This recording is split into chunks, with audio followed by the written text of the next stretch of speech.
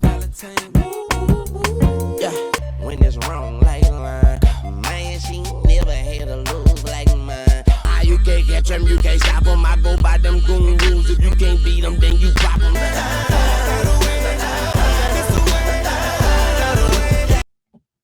In 2009, the year started off with one of the events that would lead to the eventual Black Lives Matter movement. Oscar Grant was slain by police officers in Oakland, California at the Fruitville station. Later that year, President Barack Obama would be officially inaugurated as the first Black president of the United States. Sully would become the world's most famous pilot for landing a faulty plane in the Hudson River with 0 casualties. Michael Jackson also died. This will also be the year of mega blockbusters, and we will still see this trickle down pretty much till this day. Transformers Revenge of the Fallen was in the top 5 grossing movies of that year. Harry Potter and the Half-Blood Prince. Twilight New Moon premiered. All of these were either sequels or adaptations of properties that existed before. The one that made the highest gross was an original property, Avatar. It single-handedly brought back the experience of 3D glasses in the movies. While Avatar became one of the highest grossing movies of all time, it's had little cultural impact. Up until the sequel, no one really seemed to care about it. It was just known as that movie that had really good graphics. No one or Avatar stands. You never really seen people do cosplay. No one has Avatar themed channels on YouTube or Avatar podcasts. While it seemed big at the time, years later, we just kind of look back like, what was so special about that? And also that year, Lil Wayne's The Carter 3 would drop. The album had legendary records, singles, and music videos. Almost every record on this album got a music video. And it would take Lil Wayne from really popular rap artist to megastar. But 15 years later, is this still a classic album? Or is it more like Avatar movie with the blue people? And we're just wondering like, wait, why are we so excited about this? I'm John Lewis, and this is Retro Review. So yeah, y'all, Lil Wayne, The Carter 3, I've had a lot of time to think about this because we pushed this episode back almost a week because I needed to finish working on this video, scripting and editing it. But yeah, so this album, it's difficult because I remember when it dropped in the year 2009, like it was huge. Like almost every record on this was a hit. You probably know it. Mr. Carter with Jay-Z, A Milli, Got Money with T-Pain, Comfortable with Babyface, Dr. Carter, Phone Home, Tie My Hands, Miss Officer, Let the Beat Build, and there's more. This album had so many hits. To this day, I don't know if I've ever heard a rap album that had like this many hits go commercial. It's hard to think about how big it was outside of that hip hop sphere just because it was so big. But I do remember at the time, Lil Wayne became like a megastar. He was on pretty much, I believe, Saturday Night Live, TRL. I think that was a thing at the time. But when I go back and listen to this album, yeah, it was huge, but it's also a weird time in hip hop. So if you look at 2009 for albums, it really wasn't that much competition. It wasn't that special. Rick Ross, I believe the album is Rich Forever. Jay-Z, The Blueprint 3 dropped this year, one of my least favorite Jay-Z albums, and UGK dropped the album. But besides that, there really wasn't anything going on. Because in 2009, this was only a couple years after DJ Drama's studio had been raided, and we were still facing the fallout of that. That raid was pretty much the death of the mixtape. And the mixtape era is what made Lil Wayne like that guy in rap. He went from being Baby's sidekicker, that young dude in Cash Money, to the Lil Wayne. And for some of you all who don't remember, the mixtape era was different than what we have now. Pretty much, if you were a rapper, you wanted to show you could rap, you would take 10 or 15 of the hottest beats and just freestyle over them, or, just drop your own record. And That's what blew Lil Wayne up. The Dedication series, I forget his other ones, but he had a crazy run. And after that raid with DJ Drama, pretty much stuff like that is what caused it. The record companies were upset that it was rappers blowing up off of productions that they paid for. Like, like for now, it'd be like a Nicki Minaj beat or a Meg Thee Stallion beat or something, and someone would go rap over it. But the labels weren't making money off of that. And people were kind of selling these albums people were selling them out of cars, out of, the hood, gas stations, record stores, and the record labels weren't making any of that. And DJ Drama hosted Lil Wayne. So pretty much, if you had a favorite rapper back then, Drama probably hosted a mixtape for him. Rick Ross, people like that. So they raided his studio. And from that point, after about a few years, it kind of fell out. So that's why now a lot of us older hip hop heads, it's pretty much no difference between us and what a mixtape is. Like back in the day, you might have something like Dedication. That would be the mixtape. And then whatever the album is. But now, like Nipsey Hussle, his album, his first technically official album is The Victory Lap. But if you were a Nipsey Hussle fan a little bit before that, Crenshaw basically was an album. Like the quality of rapping, the production, the storytelling, and that's the thing. It's kind of lost all meaning because the mixtape was supposed to be a mix of different beats and stuff that the person got. And when I listen to the Carter 3, it feels more like a mixtape, but with original beats more than an album. But that's the one thing I can say about now. Like when rappers drop a mixtape or album, the only really difference, if it's a good rapper, you can kind of tell the cohesiveness of it. As far as with the album, it's supposed to be kind of telling a story. You can understand why this track was there, this track was there. It lines things up, kind of takes you to a beginning, middle, end, or something like that. As opposed to a mixtape. Now, mixtapes are kind of throwaway songs or, just something to get you excited. And when I look at the Carter 3, especially 15 years later, it really feels a lot more like Lil Wayne was just rapping the rap. Like it's got a lot of bangers, but compared to the earlier episodes that we did Jay-Z, the Black Album. The Black Album feels like, even though it ultimately wouldn't be, the Black Album kind of feels like an album at the end of someone's career. He's telling us a story through it and all of that. Then Lupe Fiasco, even though, it could have been better, it feels like an album. You can kind of see the cohesiveness of it, even though it doesn't stick the landing. Or you look at something like Kendrick Lamar, Good Kid, Mad City, The Game, the documentary One, all of those more feel like albums, and you understand why all of these tracks are on there, in the position. But when it comes to Lil Wayne, this really just feels like it really just feels like a bunch of songs that were like designed to go pop. Like it almost feels like AI generated an album to be the most popular rap album it could be in 2009. And like Wayne is a good rapper, but honestly, he's never been one of the most lyrical to me.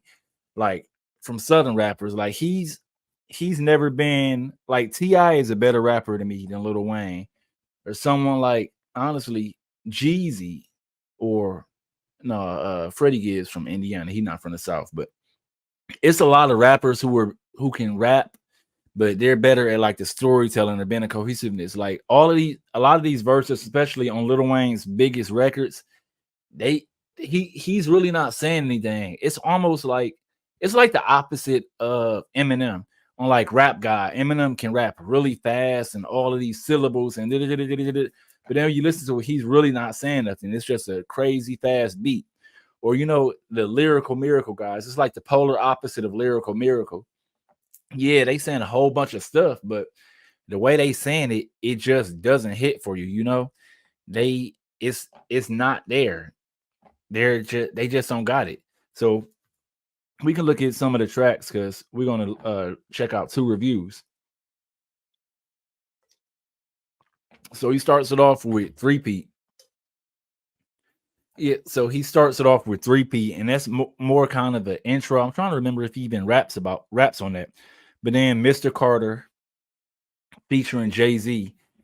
And Jay-Z doesn't even try his best, but he still out raps Wayne on this record. A Millie probably it would be between probably a Millie and Lollipop for what are the biggest records on here. And again, a Millie is a crazy hard beat, but it's a club record. And this album, the reason I rated what I rated, I'm gonna get to that at the end before I read the official reviews. But the reason I rated what I rated is this album has too many joints like a Millie. Like it's just she it's so much going on it. He really doesn't say anything, and I feel like that's one of Wayne's biggest things, one of his biggest issues. Is why he can never be in my top five. You got Money with T-Pain, another banger. Like if you were, I was 19 when this dropped, so if you were outside any extent, or even some of y'all were probably in middle school, y'all just remember how big this was. You might have been in college, anywhere you were hearing joints like this. So you when you hear joints like Got Money with T-Pain, at the time, it is a gigantic record. Like T-Pain and Lil Wayne were two of the biggest musicians at that time, and you feel it. Like I gave this album the car test driving on, listening to it in my truck, and it just sounds amazing. But he's really not doing that. So we're 4 records in. At number 5, we get to Comfortable featuring Babyface. And the thing about Lil Wayne is, like, to me, this is one of the best records on the album. Because I feel like it's the thing about the thing about rapping is sometimes you can be doing so much that it's distracting. Like it's a reason why certain records are singles and certain records aren't. So like for like Kendrick Lamar, when you look at the songs he makes as a single, like Humble, that's not his best rapping, but it's a more simpler flow, it's a more simpler lyricist compared to what is it, Mother Bless My Head or something like that, the record about his mother. That's not a single, that's a deep joint. With this record, Comfortable with Babyface, and still even for compared to some of my other favorite rappers who I feel like are more lyrical, it's not all of that, but it seems like Wayne, he's better on the slower tracks where he kind of has to pace himself because he knows you catching every bar. And I feel like on this album, he relies too much. I feel like he relies too much on the busy beats, and that allows somebody to hide. So when you look at somebody like Pusha T, who can rap really well, Pusha T, he's such a good rapper that he can rap at that speed. Like if you really listening to what he say, he has to be so tight because his beats are more casual, laid back, and when he's spitting it, you know what I'm saying, it's do do do do do do do. So if he say some bullshit, you gonna catch it. As opposed to Got Money or Millie, Lil Wayne just going so fast and the beat is so hectic that you kind of just get lost in the sauce. It's like a cool joint to party to. You know what I'm saying? It's a cool joint to club to. And then Dr. Carter, it's interesting. Like I miss when we had original rap tracks like this, like Dr. Carter. He cosplays as a doctor trying to help. He cosplays as a doctor trying to help patients. His patients are like rappers, and the lady tells him like his flow is trash, his metaphors ain't hitting. And Wayne being so big of a Jay-Z fan, it's the reason the Carter series started that way. He made 3 Carters because Jay-Z did the Blueprint 2, Blueprint 3. So I'm willing to bet he might even said in an interview. I don't know. I'm willing to bet that Dr. Carter was probably inspired by 1-900 Hustler. If y'all don't know what that is, that's a record off of the Dynasty. And I'm pretty sure that's the record that Freeway premiered on. 1-900 Hustler has Jay-Z, Freeway, and I think Beanie Siegel. I can't remember who else. And the point of the song is it's rappers calling up, no, it's hustlers calling up to get advice on what to do, like how to move work. Like one dude is like, "Yeah, I just got to this city. I need to get on. What should I do?" So, we used to have fun tracks like that. Now we don't really have, you know what I'm saying, tracks like that. The closest thing we'll get is a Kendrick Lamar "Sing About Me," where he's rapping from the perspective of three different people. But like Lil Wayne, Dr. Carter, 1-900 Hustlers, just others that I probably can't think of. They gave us more fun original tracks like that. Then we get to track number 7, Phone Home. It's another track that's so big, he's really not listening to it. Like, I feel like a lot of the reason I said earlier is it feels like a mixtape because he really isn't trying his hardest. I feel like Wayne could rap a lot better than he does on all of these tracks, but on Phone Home, like, we are not the same. I am a Martian, and I'm hotter than summer rain. Like, whatever he's saying, I can get you brains for a bargain, like a body from Target. Like, some of the flow is nice, but on the beat, like, we like go ahead do the Wheezy We and Phone Home. It's just so it's not to be taken seriously as rap to me. It's more of club joints, and this album has so many of it. It kind of brought the score down for me. We're 7 tracks in. And then at 8, again, he goes back to another slow track, which I feels like shows his best rapping abilities. Tie My Hands with Robin Thicke. And because he has to slow his flow down, that favors Wayne. He's a little bit more lyrical, even though for like what he was trying to do as an R&B track, it's still not the best to me. I've heard a whole lot more. We got track 9, Miss Officer with Lil Wayne and Bobby Valentino. Again, this is another banger hit. But again, it's just Lil Wayne. He relies so much on these beats that it's a thing. Also, in 2009, I feel like that was a thing. We had just got out of the snap dance era, and the 2009 ish, it still was kind of the bling era. So you weren't getting the best rap. Some of the biggest newish artists were the Rick Ross, who was pushing his flamboyant lifestyle and stuff like that. But also Rick Ross, to me, like Rick Ross, what Rick Ross is doing, he does better than what Lil Wayne does. Like, to me, Rick Ross has probably the best ear in rap when it comes to production. He has an amazing ear at picking beats, but his beats all sound cinematic. You know what I'm saying? Rick Ross joints sound like when he picks his Maybach music beats, it sounds like you rolling in a $500,000 car drinking champagne, getting fed steak bites and stuff like that, you know? And his flow is that laid back big guy. It works with him so well. We got number 10, Let the Beat Build, another one. It's so many on this record, on this album. Like, when I name these, some of y'all are going back like, man, I forgot it had that many hits.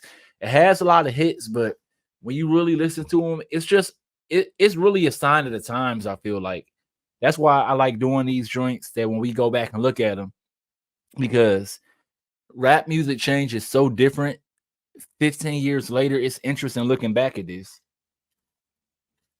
But when you go listen to Let the Beat Build, like, he wasn't saying anything. And that's good if you making a couple singles, but he relied on it so much, I feel like it hurt the album. Number 11, Shoot Me Down, featuring Lil Wayne. I don't know why the hell it says featuring Lil Wayne. He is Lil Wayne. If I recall correctly, this is one of the slower ones that it kind of works. It doesn't work for me. But Lollipop, number 12, Lollipop, featuring Static Major.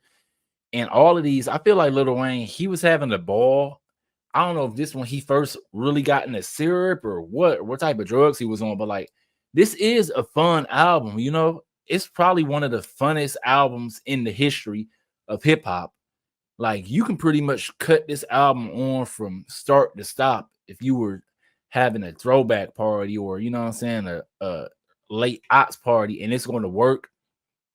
But just for an album, it's too much. It's like, when I listen to an album, I want to know something about him. And I felt like I didn't really know. I don't really learn anything about Lil Wayne. Like, I want to know when I listen to an album, I kind of want to know where that person was in their life. And because of all of these party joints, you're not really getting anything.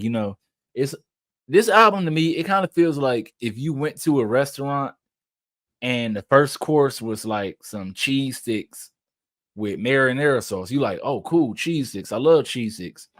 And then the second course was like some baked potato with cheese and stuff. And you like, okay, that's kind of weird. Whatever. Give me a baked potato. All right. Then the third course was fish sticks or something. Then the next course after that is like a milkshake. And you're like, okay, this is technically food, but it's a whole bunch of stuff that I would get on one day, but you don't get all of that together. You want you a nice steak, you want a potato on the side, you want some pasta or grilled fish or something like that. A nice Caesar salad with blackened salmon. And this album, it feels like a whole bunch of appetizers, which is cool if you a kid, you know what I'm saying? If you like 14 years old and you go to a restaurant and you get a plate, you got cheese sticks, cheese fries, maybe I don't know, fried mushrooms. I don't know what kids eat. You know, you be cool, but when it comes to an adult, I'm like, all right, yeah, I give me an appetizer. You know what? For my appetizer, I don't even want cheese sticks. I want some grilled artichokes. That's even better for me, and like a nice bread and dip. Now that I'm older, that's the type of stuff that I get for my appetizers. And then I want me a nice medium steak. And this album, it really wasn't giving me any of that. It was too much going on. 13, La La featuring Briscoe and Busta Rhymes. It was another fun album. Anytime I get to hear Busta Rhymes, because I feel like Busta Rhymes, I feel like Busta Rhymes is one of the most slept on rappers. And I see y'all comments. I'm gonna get to them after the recording. Number 14, Pussy Monster. It is one of the laziest hooks on it, some of the laziest rapping. 15, You Ain't Got Nothing featuring Joel Santana. Man, I wish I could play music on here without getting demonetized. But this beat, man, this is one of those. Go listen to the track 15, You Ain't Got Nothing after this. This is one of them beats that rappers, I'm pretty sure they still do freestyles over if they go to Sway. Like, that's how hard that beat is. Then number 16, Don't Get It. This is another one of Wayne just rambling on. And remember, y'all, I was saying the last episode, the Lupe Fiasco album, I said Jay-Z is kind of the trendsetter. So in 2003, when he ended the Black album, he ended kind of talking to the audience because that was like his last intro. And we started to see that trend. And I think I always forget, 04, 05, Kanye West premiered with the College Dropout. And what album is the last song on? I always forget. It's either on Late Registration or College Dropout. But it was a couple years after that. He spends like 7 minutes talking to the audience. Then Lupe Fiasco does it on Food and Liquor. Then Lil Wayne does it on Don't Get It. You know, Jay-Z is the rapper that all of these guys looked up to. And I feel like if you're going to spend basically 10 minutes talking to the audience, you got to make some sense. I don't know what the hell Lil Wayne was trying to talk about, y'all. Like, he was trying to be insightful after an entire album where he really doesn't address anything, like him being from New Orleans. I think on one record, he kind of talks about Hurricane Katrina, but on this, he does this random ass like speech about criminal justice, but it feels like the kid in class who read the first 2 pages of the first chapter and the last 3 pages of the last chapter and tried to do a book report. Like, he really doesn't know what he's talking about. Like, on this track, I swear to God, he said something like, yeah, they take us to jail for selling drugs and in my nice neighborhood that I got there because I'm a rapper, they took out the drug dealer and they put a guy that was on the on the freaky ass nigga list. I'm like, what the hell are you talking about, Wayne? Maybe his next door neighbor did move in and he was a registered sex offender, but the way Lil Wayne tells his story is that it was a drug dealer living next to him, and then they took him out and they put somebody there. Like, what are you talking about? Like, it just feels like he's kind of babbling, but because he felt like he wanted to follow that trend of rappers being insightful. But at the time of this album, it's so weird that he would choose to do that and not talk about what really happened. Like I said in the intro, Oscar Grant died by police hands in the beginning of this year. Obama was elected president. I'm sure it's other stuff happened in his neighborhood, and none of that he never addresses, but he tries to do this shallow thing of being deep, and it just doesn't work for me. And we got about an hour left before the next before my video premiere, so we're gonna go through these reviews. So starting with Rolling Stone. Oh, I got to get my score. So y'all might not agree with this. Just like I said, I'm going off of how it aged, and for my rankings, this goes for anything. For all of my albums, I grade everybody on a curve. So like a Lupe Fiasco, I wouldn't compare him to if I did, let's say we did a Buster Rhymes. No, we'll say somebody like Ludacris, because I probably would do Ludacris. I'm not going to compare someone like Lupe Fiasco to a Ludacris. So a Ludacris 4 stars might be different from what a Lupe Fiasco 4 stars would get, or Jay-Z 4 stars. And I grade on the curve if it's below 4.5.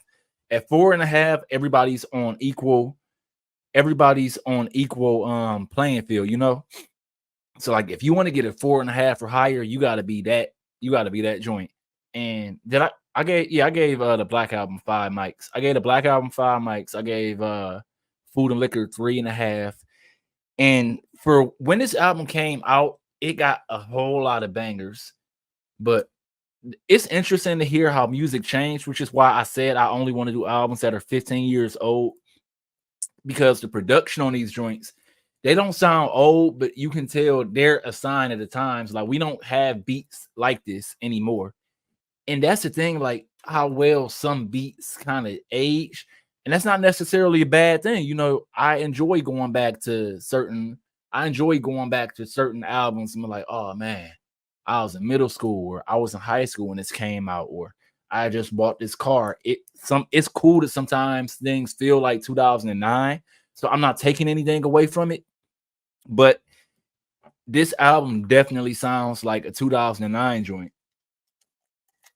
That's something I noticed about like MMG. I was listening to the MMG volumes 1, 2, and 3 the other day. And a lot of those sound like the Time Today time too. But with the production of this album, and it's more party to me. Again, it really feels like this was supposed to be a mixtape and they pushed it out. It feels like a lot of these verses could have been put over anybody else beat and it wouldn't have changed anything. And that's just why I listen to rap, because like I've been listening to rap before. Like I've been listening to rap and because of my parents' Motown since I was a baby. So I just kind of have a different relationship with it. But honestly, I'm gonna have to give it 3 mics. It could have been a whole lot better with production. Also, for it to be so long, this album I think is an hour and 20 minutes. Hour 18 minutes. For it to be that long, you know, but yeah, 3 stars to me.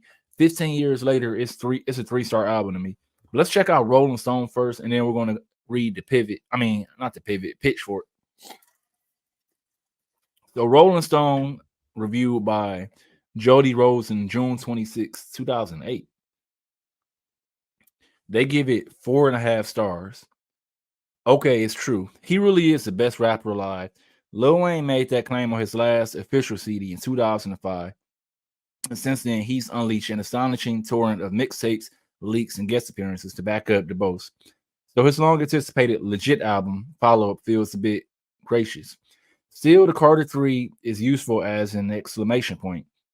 It establishes beyond a doubt that the zeitgeist in 2008 belongs to one artist, a dreadlock deist poet from New Orleans with a bad weed habit and a voice like a bullfrog. As Wayne croaks in a woozy three-peat, get on my level, you can't get on my level, you will need a space shuttle or a ladder that's forever. Wayne has taken the task of album making seriously. This isn't a mixtape, it's a suite of songs, paced and sequenced for maximum impact. He's collected sleek, powerful beats from top producers, Kanye West and Swiss Beats, enlisted A-list guest stars Jay-Z and T-Pain, and served up a range of textures and moods from the electric Hurricane Katrina protests, Tie My Hands, to the bubblegum bumper Lollipop, in which Wayne has to laugh at selling out by creating the most outrageously pumped up sellout single in history. Thematically, Carter 3 is a victory lap, and the hilarious Dr. Carter, he boasts about resuscitating hip hop. As I put the light down his throat, I can see flow, his blood starting to flow, his lungs starting to grow. As usual, Wayne's tumbling freestyle rhymes are full of imagination and surprise, but his voice itself is half the fun. He shouts grass, tries Caribbean patos, sings snatches of Umbrella and Irreplaceable, and impersonates E.T. He loves that brother from another planet stuff. I am a Martian, he raps. But it's clear he's also thinking about his worldly legacy. The album cover links Carter 3 to Biggie's Ready to Die and Nas Illmatic, and he makes no bones about coveting a spot in hip hop's pantheon. Next time you mention Pac, Biggie, or Jay, don't forget Wheezy Baby. He advises on Mr. Carter. It's sound advice. Yeah, I don't agree with this review at all. This album is not it just doesn't age very well to me. It's it's too much of a sign of the times. It's too much of a sign of the times for what it is. It was cool then, but I just don't feel like it aged very well. And this is definitely not an album that would make me say that he's one of the best rappers of all time. I got to look at the track listing again, but if I recall correctly, I'm pretty sure Carter 2 is the one that's a whole lot better. Yeah, man. I don't agree with pretty much anything what that guy said, but we about to pull up Pitchfork reviews. Also, y'all let me know in the chat. I'll be reading some of the chat in a minute. Let me know how many what y'all give it out of 5. You can do mics or you can do fraction scores. Like Pitchfork gives it an 8.7. So I was wrong. Apparently it came out in 2008. They must have had to go back and clear some samples or something, because on the app I use it says 2009. 9 years after his first solo LP, and on the heels of an unprecedented glutton of increasingly remarkable mixtape and internet leaks, Lil Wayne produces the Carter 3, the epic culmination of a lifetime of eccentrics. This is Wayne's moment, and he embraces it on his own terms.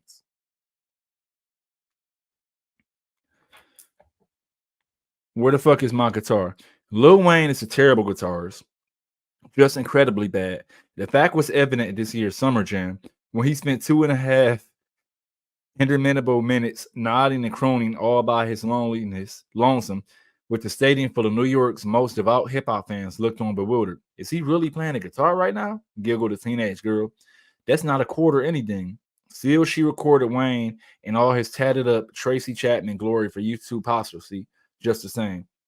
While everyone else on that day's bill, from Alicia Keys to Kanye West, filled their shortened festival-style list with hits and finely tailored theatrics, the audience most anticipated act took the opportunity to get his guitar for dummies on Lil Wayne, or dummies on.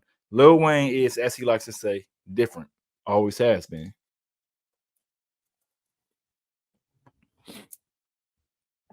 Earmarked as a gifted elementary school student in New Orleans, he became the token prodigy in his hometown's Cash Money clique at the age of 16, spitting pipsqueak gangsterism over skittering Manny Fresh beats, and opposed to the typical rap flame out trajectory. Wayne got better and stranger with each album. Now, 9 years after his first solo LP, and on the heels of an unprecedented glut of increasingly remarkable mixtapes and internet leaks, we get the Carter 3, the epic culmination of a lifetime of eccentricities. This is Wayne's moment, and he embraces it on his own terms. Instead of hitting his bootleg bread quirks in anticipation of the big budget spotlight, he distills a myriad metaphors, cultivating flows, and veins fitting emotions into commercially gratifying package that's as weird as it wants to be. Eventually finds his guitar, but keeps the strums in check. I put my dues, you keep the difference. Yeah, that is the thing. It really feels super commercial. Maybe that's what the term I was looking for. It felt almost too commercial for me, but let's get back to the review. As the major music industry continues to wheeze and splinter, Lil Wayne's spitball marketing plan for C3 is an unprecedented masterstroke. Over the past couple of years, he's given away more worthwhile free music online than most artists of his stature ever released officially. Using the mixtape market as a free for all training ground, Wayne expanded his persona, voice, and talent while promptly killing off thousands of wannabe MCs, hoping to charge $5 for some garbage CDR.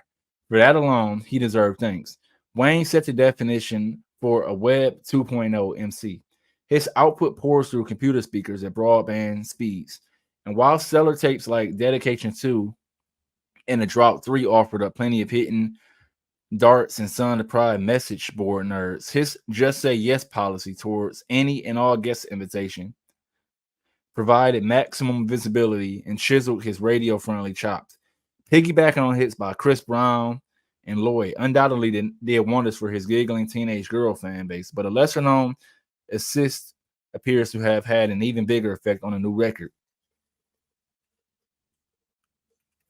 Yeah, y'all. Back then, Wayne was on everybody record.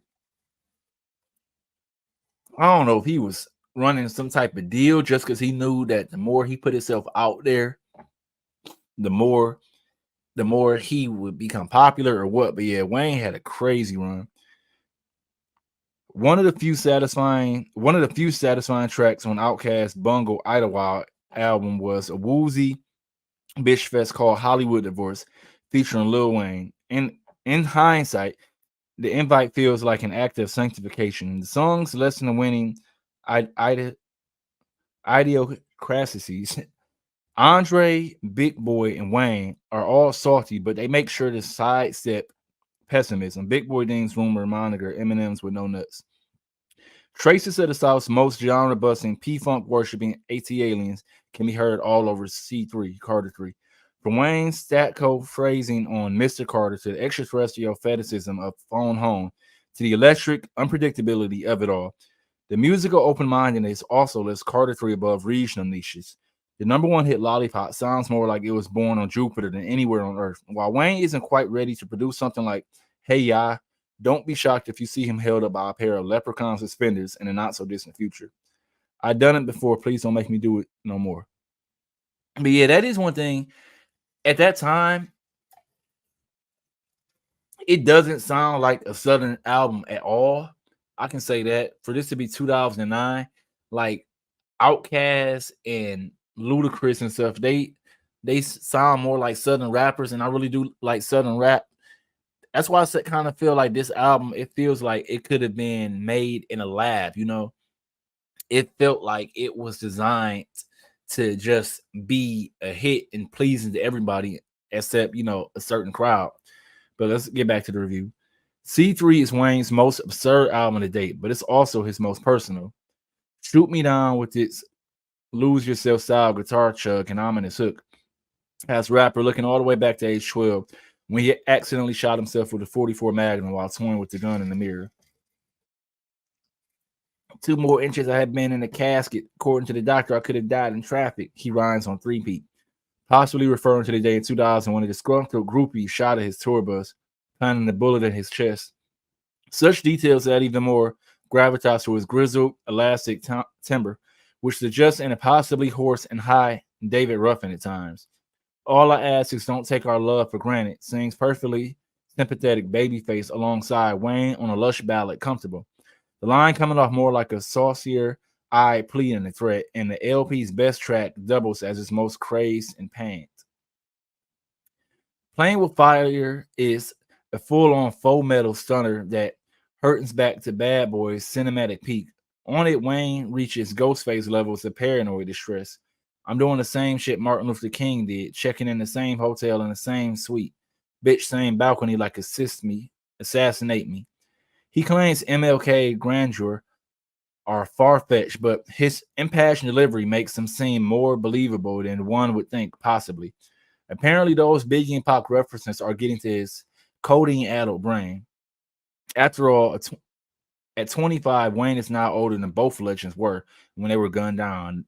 The implicit danger of carrying on such a legacy only adds to the rapper's dramatic reading and his anguous burns as hot as his punchlines.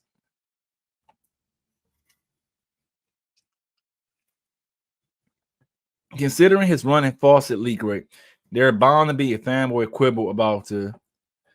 Hold on, I don't know why my eyes failing me.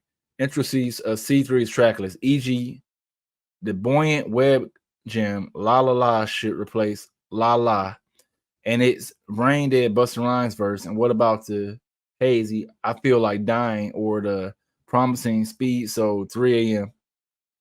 But considering there are probably several drivers, hard drives stuffed with syrupy oats featuring Wayne's dubious auto tune, how the final tally is exquisitely balanced and considered. After dozens of listen, the record's overflowing minute from Fabulous and Joel Santana overachieving cameos to Wayne's hilariously appropriate kingship with Macho Man Randy Savage still feels limitless.